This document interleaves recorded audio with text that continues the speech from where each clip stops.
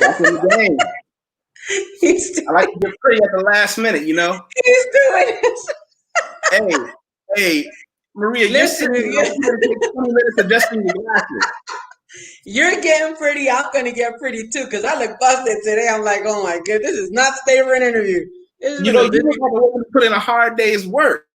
Let's do this. For people who don't know, you and I met last week, courtesy of Tailor-Made Dreams, Brother Russell Taylor, who knows probably everybody. Yeah. But you stood out as one of his most honored guests because you two have a very unique relationship. A relationship as someone who opens doors. And that's how you and I kind of connected, because just like I'm dealing with a huge number of people coming to Sao Paulo, Brazil, or Brazil in general that I'm helping, you have dealt with people coming to the Dominican Republic from all over the world. And you know, I do push Brazil. Hey, Amica. I do push Brazil because Brazil has a lot of opportunities.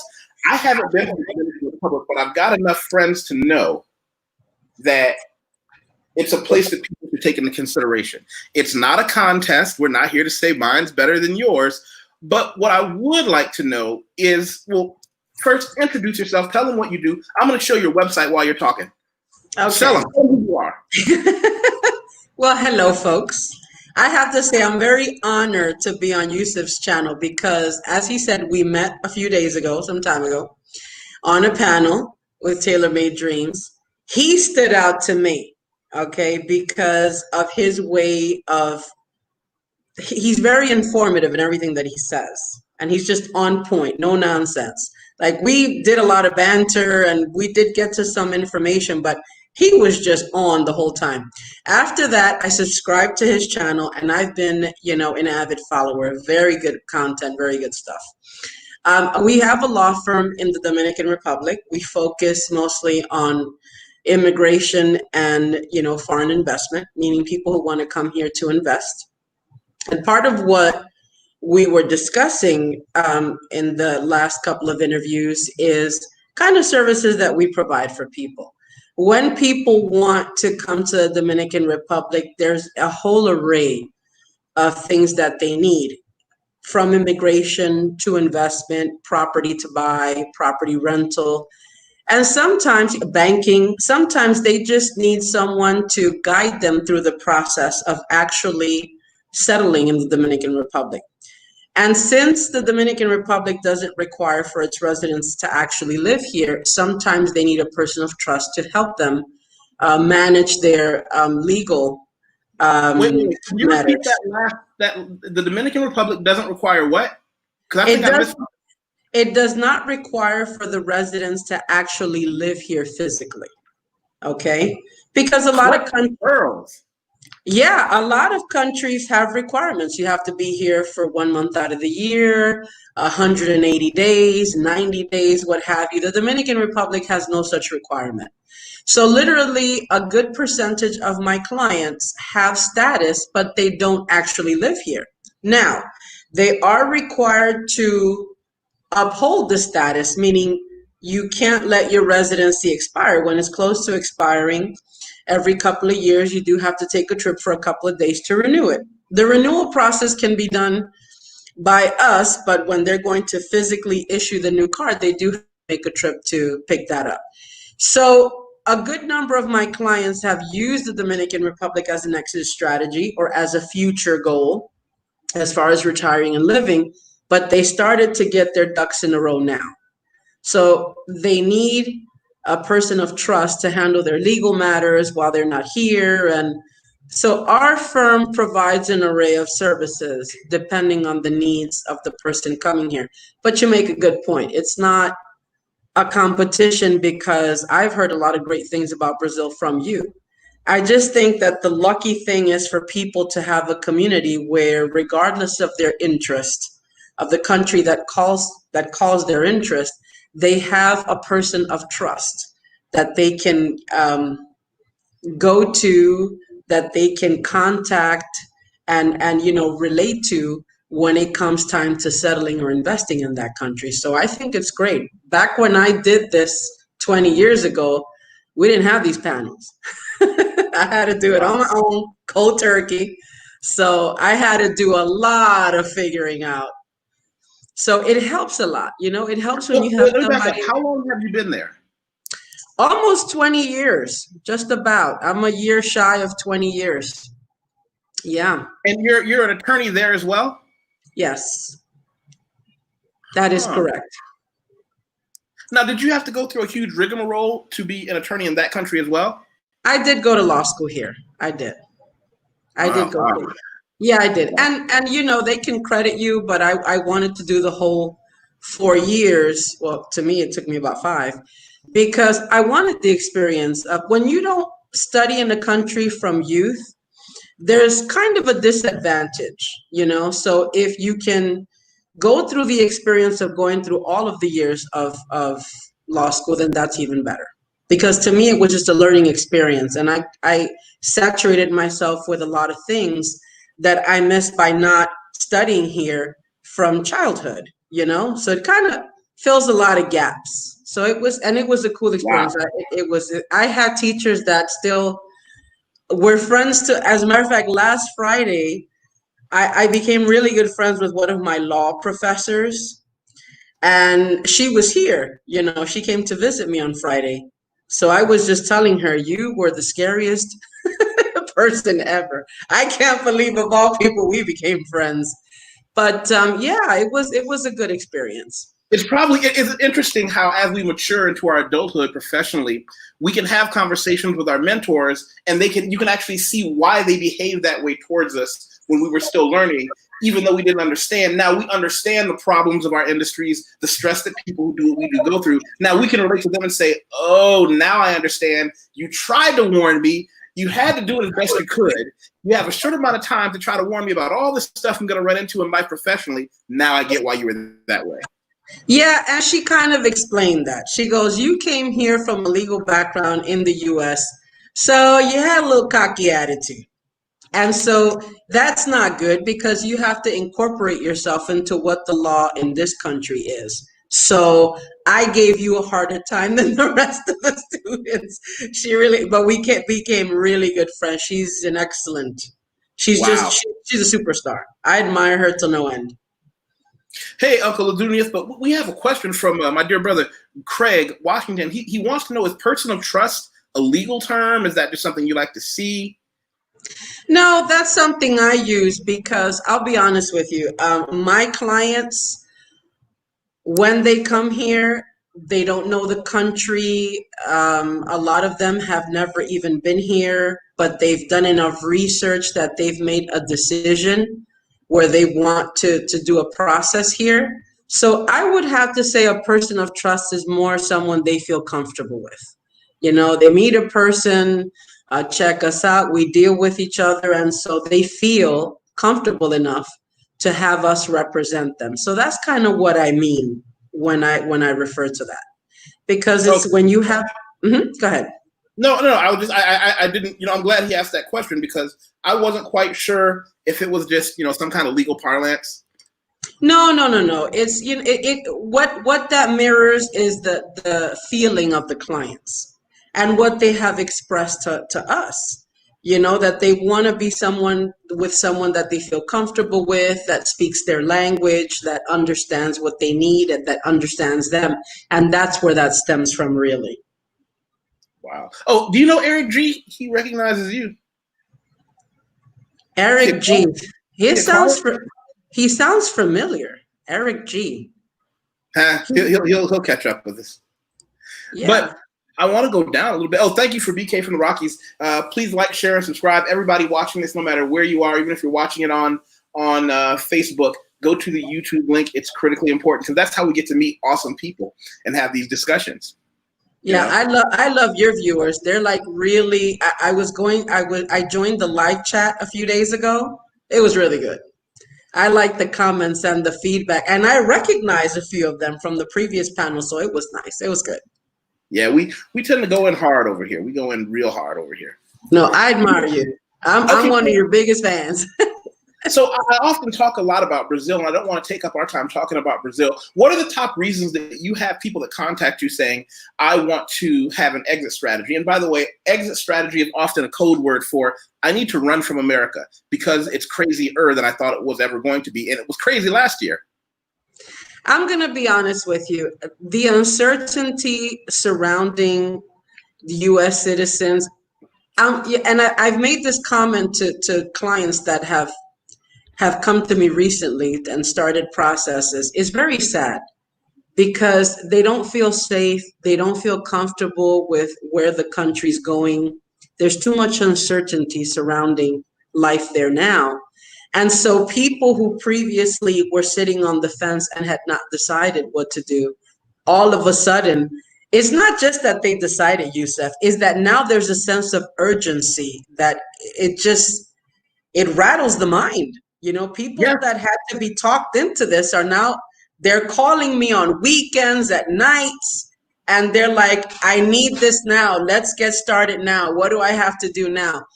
And even though, you know, some may argue that this is good for business, there's a part of me that's sad. I never thought I'd see things get this bad.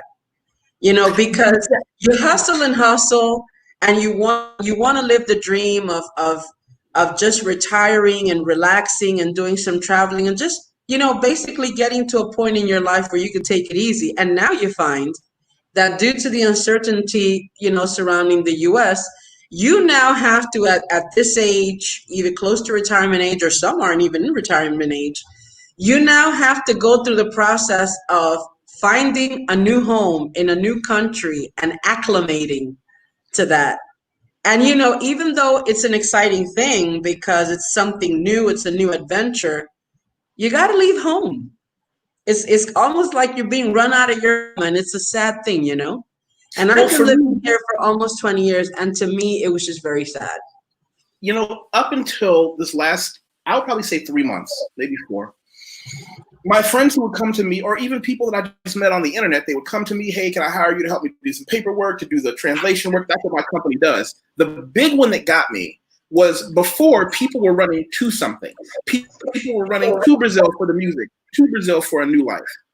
Now people are running away from something. Yes. And that is exactly the mentality that is driving the people coming to me now. They're like, we have got to get out, and it is now. And the interesting thing is, a large percentage of my clients have been saying this for years, by the way, Yusef. But in the last 5 years, it started more of a whisper, and then it became more prominent. The sound became more prominent, and more people started to feel that way and say it. They're like, Maria, it's really going to get bad. You have no idea. And I heard them, and I knew this to be true. I just didn't think it would be this quickly and this bad. So escalation moved so quickly. Yeah. So now it's like people are just running. They're running in droves out of there. And so to me, Yusef, I have to tell you, this is something personal to my heart. It's like I want to help because what sets us apart as a law firm is that we are part of that group. We are Americans that had to leave or that left. So to us, it's not just processes. We're actually helping people to find an alternative. We understand the anxiety. We understand I would say we understand what it's like to have to start fresh somewhere else. And the legal process and setting up banks and finding like all that goes or that it encompasses relocating. We've been through it. But there's the added factor that they're doing it under duress. Yes. So the fact that we understand that and there's a part of us that's compassionate to that kind of sets us aside. Because any attorney, I'm not better than anybody else, honey. You know, what attracts people to us is that we understand. And sometimes the fact that they could just be represented by someone who gets what they feel, who comes from the same place, who went through the same process, it's just comforting to them, you know? is something that reaches them. And to me, I'm happy to do that. I really am. And sometimes they just want to kind of like, shoot the proverbial breeze. And I let them talk because it's rough, especially with the most recent events. It's crazy.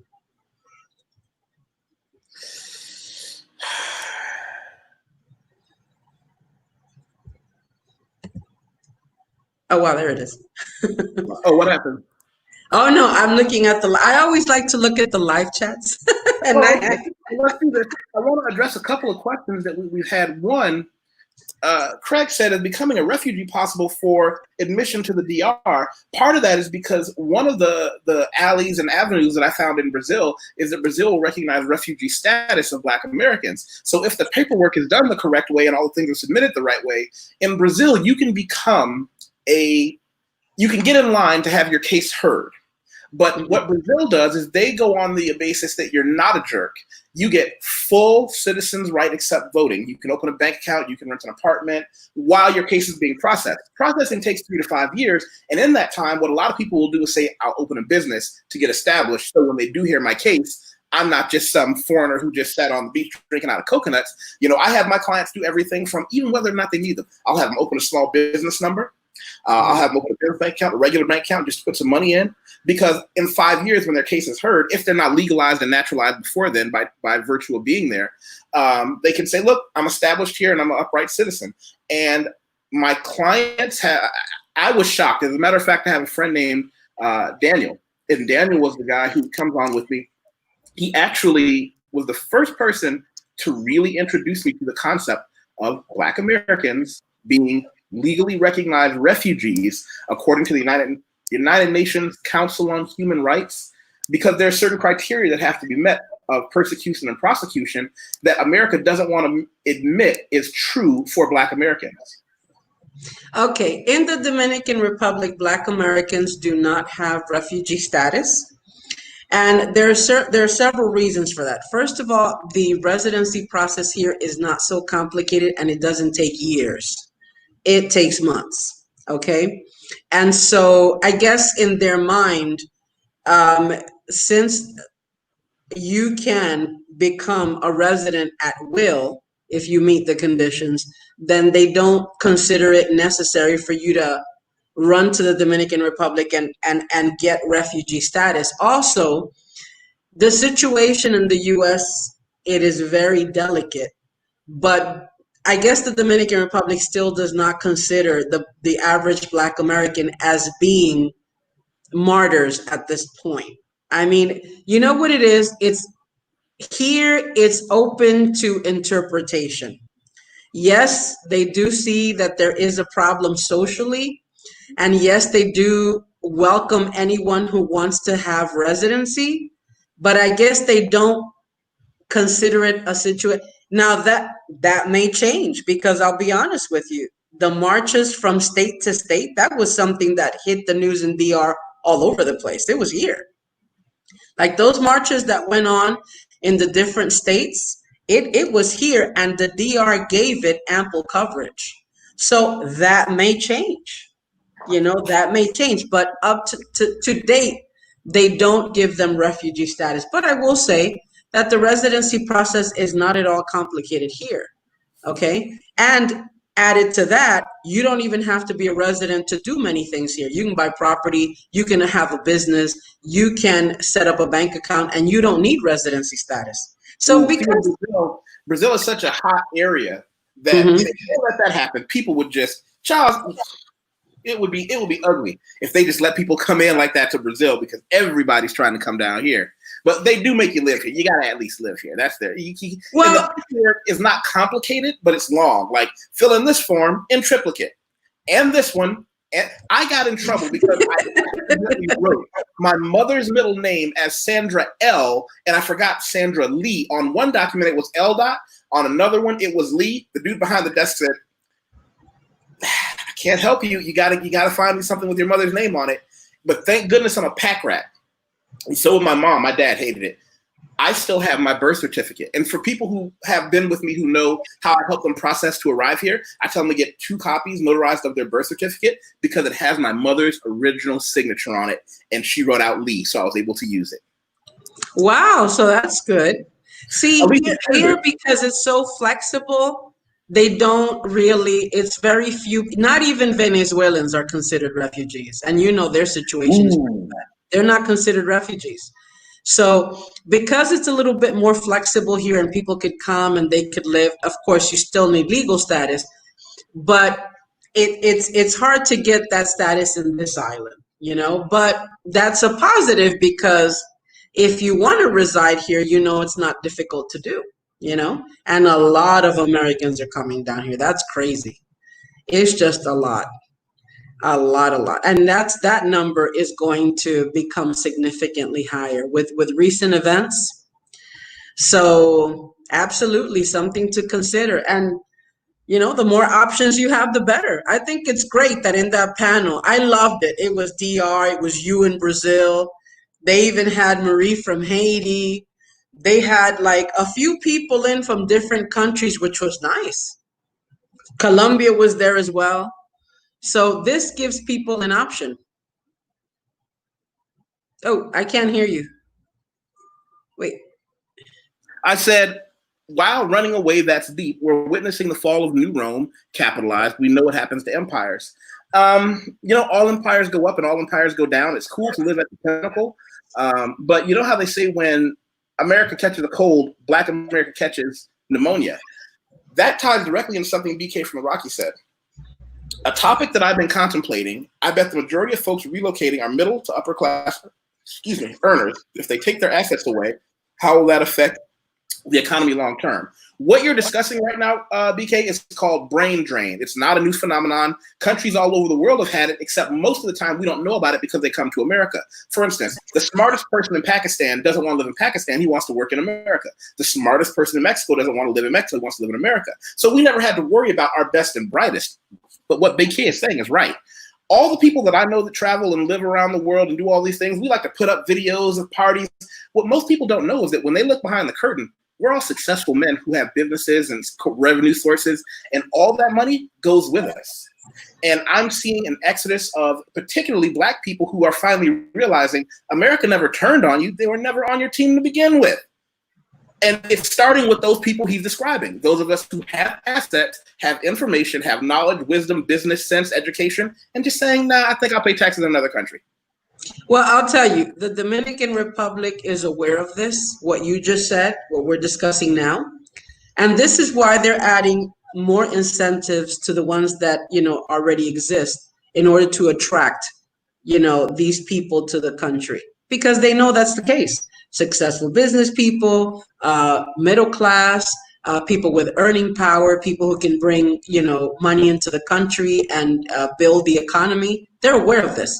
See, it used to be that the islands would focus on the tourist. Wherever there's a beach, people automatically think about tourism. But what happened during the pandemic? Tourism was shut down completely. There was no money coming in from tourism. So what helped to keep the economy afloat? Well, in part, foreigners who had come here, lived here, bought properties here, had businesses operating here, had bank accounts here. So now all of a sudden that demographic has become the focus, okay, of the country. They want to attract these people here because in the long run, it benefits them more. You follow me? It's not just about tourism. If there's a natural disaster, anything happens in the country where the beach scenes are affected, you still have that. Yep. So if one thing this pandemic brought into focus is the importance of attracting people who want to live here, invest here, retire here. And so they're following suit. They're putting in a lot of incentives into play to make it easier for them to come, move assets, get residency, get citizenship here. St. Lucia, which is another country that I had mentioned, is putting in a program where within 60 days, you can have a passport. I can't even begin to tell you the insanity You know, given the recent events, people want a passport more than anything. I think that is the end goal, to be honest. I'll have a Brazilian passport. Hopefully, in a couple of. I was supposed to have it now, but COVID hit. But I'll be a citizen soon. You know, Yusef. I mean, I had people who've actually come to me and say, you know what? How long before I can be a citizen? That's the first question. These are people who have not started a process. They are not residents, and their first question to me is, how do I get to citizenship? So the fact that St. Lucia has a 60-day program, it's just like that's genius on their part, you know. I want to talk to Elisa real quick. She said when Americans move to a place, usually the cost of living goes up for people who are natives of the place. Is this happening in the DR as well as Americans move there? I think she's talking about gentrification. No, it's not happening here because, you know, honestly, even though we have foreign communities and expat communities, they cannot really place Dominicans in that situation, you know. A lot of Dominican positions that exist don't pay a great deal of money, so they don't have the luxury of catering only to the foreign money or to foreign money coming in. You can't do that because the country doesn't make US dollars. It's not like Colombia or other countries that make US dollars. They make Dominican pesos here. You cannot fashion the economy after, you know, foreigners coming in because the regular Dominican could not sustain that. So that's not happening here, thankfully. But still, the Dominican Republic has developed the infrastructure, the social structure greatly. You know, there are many expat communities here, and they're able to live the same standard as back home, you know. In fact, that's kind of become a problem because sometimes expats don't want to be around expats. So they ask me. You know, I think I'm the only American in my building. I don't be around other people that speak English.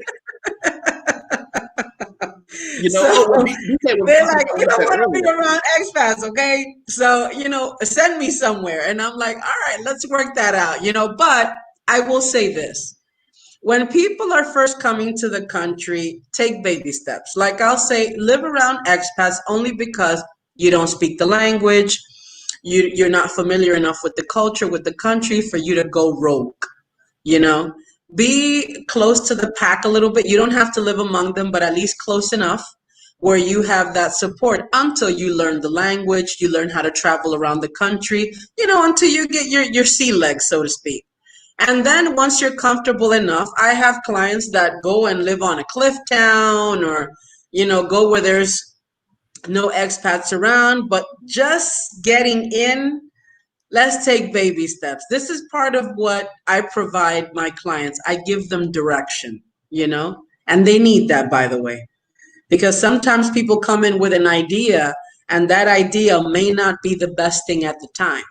So part of what we provide them is with we counsel them a little bit, you know. Oh, Flim D. Nice, good afternoon to you. And I appreciate the compliment, Jose Lopez de Moore. The Black Refugees are a great group that I'm part of. Feel free to check that out on Facebook. He said, I don't consider it running away because I believe that my ancestors fought and died for me to have the freedom to leave wherever I decided to. I agree. And I tell people all the time, leaving America isn't abandoning anything. You don't owe America anything. You don't. You really don't. You don't owe them anything. You know, get out. And I agree with you. You know, I've never understood why anybody would tell somebody else, oh, you're letting down the ancestors. This is something that they tell Russell all the time. Letting down who? The whole purpose that the ancestors fought is so that you could live free and do what you want. There's only one life to live, folks, and whatever makes you happy, wherever you're comfortable, wherever you feel good, well, that's where you should be. I don't understand why that's an issue. I really have never understood that. And so sometimes you just have to turn a deaf ear and do what you got to do, you know? Wow. Yeah. Yeah. Yeah. And there's no nice way to put that. There's no easy way to explain that to people that they've got to get out. I want to do this. My goal was not just to have you here once, but I want you to come on to some of our group discussions. But I'd also like to do something with you. I'm not sure if I showed this to you. Hold on a second. Where'd it go? Okay. I have a Patreon page, and this is where I do a lot of things that are not nearly as fun. The Patreon page is where I give people a lot of that down-to-earth, accurate information on the nuts and bolts of how to do the things that I talk about, be it with money, be it with business, be it with passport issues, be it with immigration issues. It's fun, but a lot less fun than regular YouTube, because this is where, this one, how to get background checks for immigration and expat visas. That particular video has gone haywire because people are realizing, wait a minute, I'm in a country, but they want me to prove that I'm not a criminal, but I'm already here. The prisoner passport one. And it's awkward because a lot of people don't know that there are many steps involved. So what I want is you and I to have a private chat on the Patreon. I'd like you to bring some papers with you, and I'd like you to give people a primer so that when my team or somebody I refer you to calls you, you can say, have these things already ready loaded up, and we can get the process done faster. Sounds good. We can absolutely do that. And that's very wise to do, by the way. Yeah. It's wise to do because that way it cuts down time. Of course, one thing I wanted to mention, part of the reason that I tell people, in other words, one of the reasons that I tell people get the documents after we speak is because part of the service I provide is that once they retain us, I provide a list of documents. And what I do is I have them email or scan to me what they have. I'll review it, and then I'll give them very detailed instructions on what to do with each. You follow me? I'm very interactive that way. Like, I don't have people in my website, you won't see a list of documents because people will sometimes go through it, do it, and then come back and they have to change documents. It's not exactly what I needed. So what I do lots of times is I give them a basic list, but once they retain us, I want to review what you have to see whether we have to update it, instructions on how to apostille depending on the state that it's from. If it's an just threw a word out. I know what it means because I've been through the meat grinder of immigration.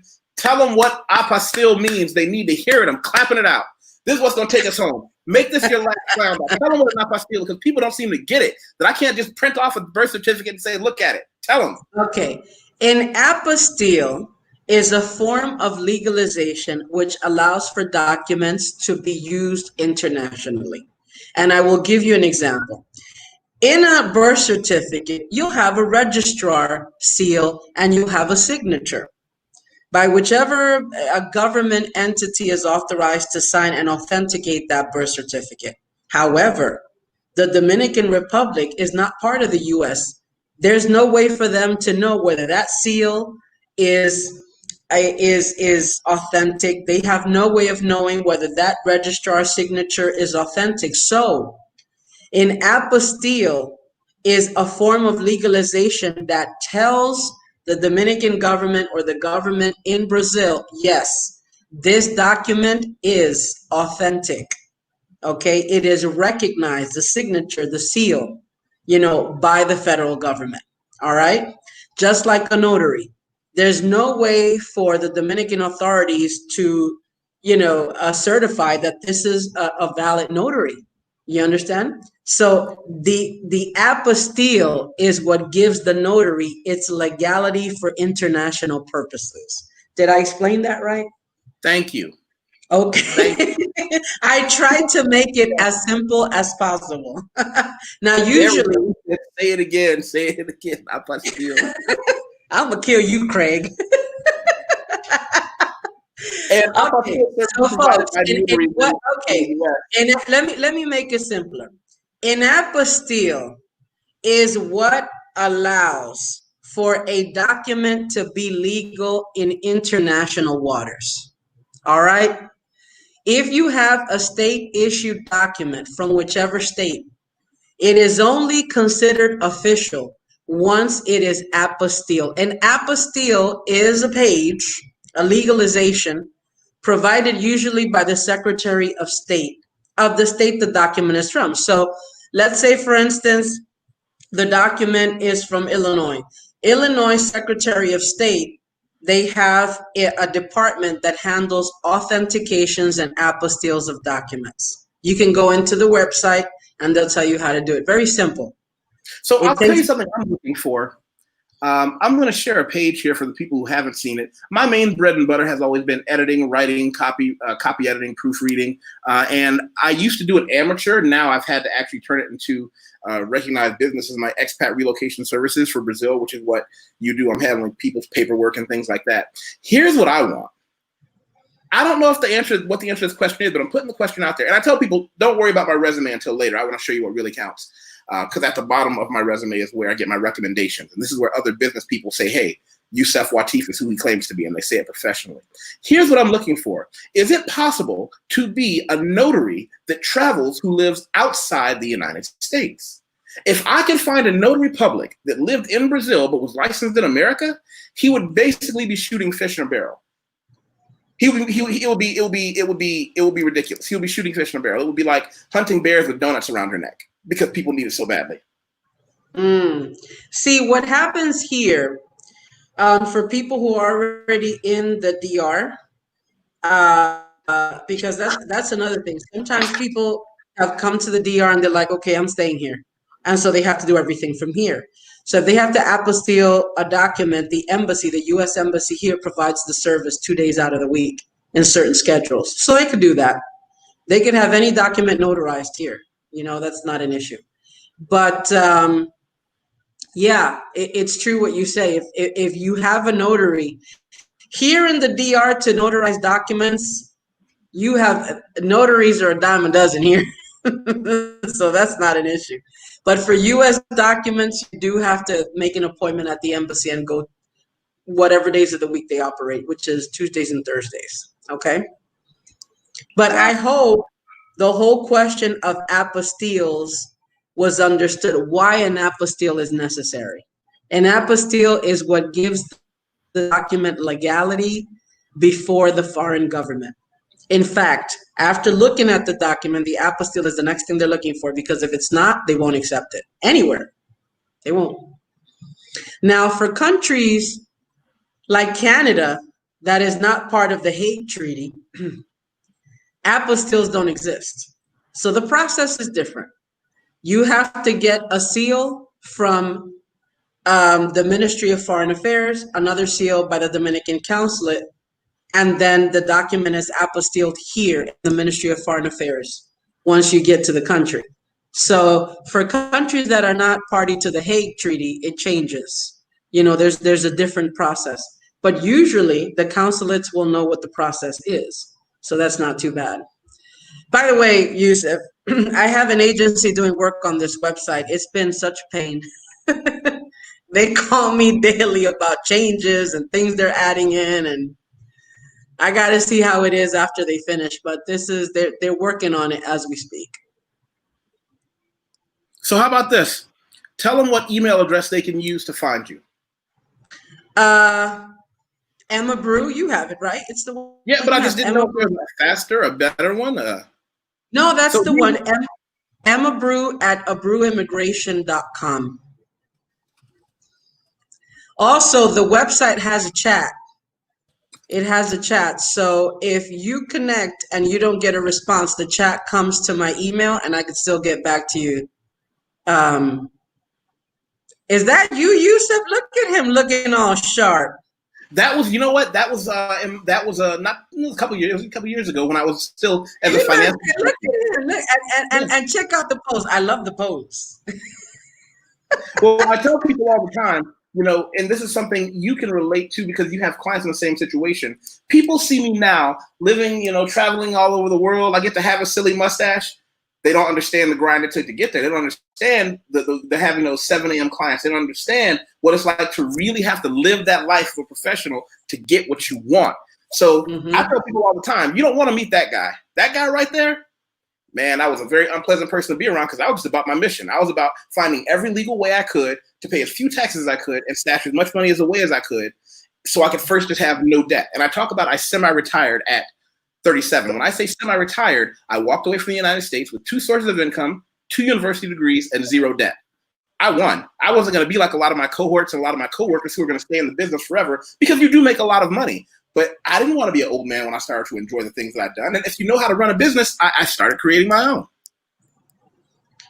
You know what? I admire you to no end. It's great what you did. I think that's just fabulous. You seem to have found the right equation, where to enjoy life. I want to be like Yusef. I want to be like Yusef, like this guy. He's just, and I'm looking at your videos and I'm like, this is a man who enjoys life. It doesn't even look like work. He's just having fun in his videos, and he's giving out gems of information, and he has a good amount of clients, but he's enjoying life. I need to hang out with this dude more. I gotta figure this out. Get yourself a third passport. All right. Well, listen, I'm going to wrap it up. We got some stuff to take care of. Thank you so much for taking time out of your busy day. Listen, thank you so much for having me. It is always a pleasure. And listen, I consider it a privilege to be invited to speak at the YusefWateef. Oh, flattery will get you everywhere. You made my day, sweetie. You made my day. I was like, what?